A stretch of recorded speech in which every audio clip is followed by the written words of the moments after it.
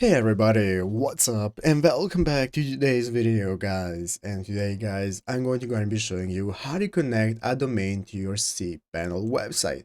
This is a very simple thing to do, so make sure to watch this quick and easy video to the very end and follow my steps correctly so you can make sure that this works the same for you and you can do this yourself.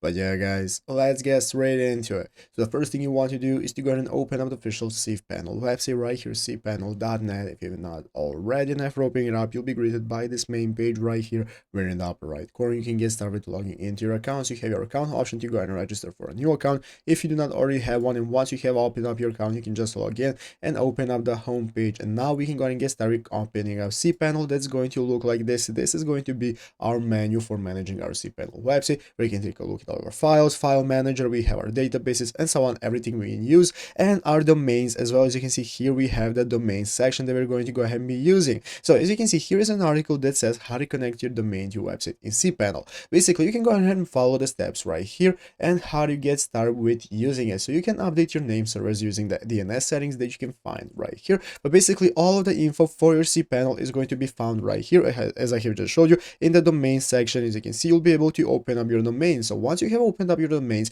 you'll be able to access all the domains that you have for your websites in cPanel. So what you can do is manage the domains from there. If you need any more help, you can go ahead and Google and find this article right here to take a look at how to access your DNS settings and set up any domain that you might want to use with cPanel, so you can manage your websites from there and get started with getting your domain. So I hope this video was helpful. If it was, make sure to leave a like and subscribe to the channel. So guys, thanks for watching, take care and bye.